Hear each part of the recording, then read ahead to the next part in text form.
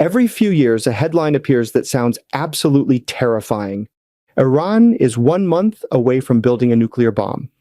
Now think about that for a second. 1 month sounds like the clock is about to run out, but here's the strange part. That exact warning has been repeated for years. For more than a decade, headlines and political statements have continued to say the same thing, right? That Iran is just 1 month away from a nuclear weapon. And yet somehow that month never seems to arrive. And now this doesn't mean nuclear weapons are not a serious issue. They absolutely are. But when the same warning keeps repeating over and over again, it raises an important question. Is this purely about intelligence and security? Or is there a larger pattern behind these warnings? Because when you step back and look at history, you begin to see something interesting. Powerful nations have often used fear of a growing threat to build support for major political or military decisions. And this is not a modern invention. In fact, this strategy has existed for thousands of years. To understand why, we need to look at how governments make big decisions about war. Sending soldiers into another country is never simple. It costs enormous amounts of money. It puts lives at risk. And most importantly, it requires public support. Without public support, large military operations are very difficult to sustain. So leaders often need a powerful narrative, a story that explains why action is necessary. Sometimes that narrative focuses on protecting allies, and sometimes it focuses on national security, and sometimes it focuses on the idea that an enemy is becoming too dangerous to ignore. When people believe that a threat is urgent and growing, they are more likely to support strong action. And history shows us many examples of this dynamic. One of the most famous examples comes from the ancient world. Let's go back more than 2,000 years. The year is 415 BC. At that time, the powerful city-state of Athens was locked in a long war against its rival, Sparta. The war had already lasted for many years. Resources were running low, people were tired, victory seemed uncertain. Then a bold idea appeared. Some leaders in Athens suggested launching a massive military expedition to the island of Sicily. Their argument sounded convincing.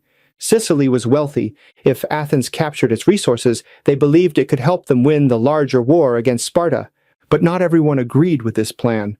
One respected Athenian leader named Nicias warned that invading Sicily would be extremely risky. The island was far away. The expedition would require thousands of soldiers and a huge fleet of ships, and maintaining supply lines across the sea would be incredibly difficult. Nicias believed the plan was too dangerous. But instead of discouraging the idea, the warnings actually made people more confident. Athens believed its power guaranteed success, so they launched the largest military expedition in their history. At first, everything seemed to go well. The Athenian army reached Sicily and began surrounding the powerful city of Syracuse. Victory seemed possible, but war rarely goes according to plan. As the months passed, supply problems began to appear. Ships struggled to deliver food and reinforcements. The distance from Athens made logistics extremely difficult. Meanwhile, Syracuse strengthened its defenses, and slowly, the situation turned. The Athenian army became trapped far from home without reliable supplies. Eventually, the entire expedition collapsed. Thousands of soldiers were lost. Ships were destroyed, and the defeat weakened Athens so badly that it eventually lost the entire war against Sparta. Historians later describe the reason for this disaster with one word: hubris, overconfidence, a belief that power guaranteed victory. Now let's jump forward to a much more modern example, the 1960s. And at the start of that decade, most Americans had barely heard of Vietnam. It was a distant country far away from everyday life in the United States. But within less than 10 years, the situation changed dramatically. American involvement in Vietnam slowly expanded. First came advisors, then trainers, then more military personnel, then combat troops. Step by step, the mission grew larger. What started as limited involvement eventually turned into a massive war. By the late 1960s, the United States had around 500,000 troops in Vietnam, and the war became one of the most controversial conflicts in modern American history.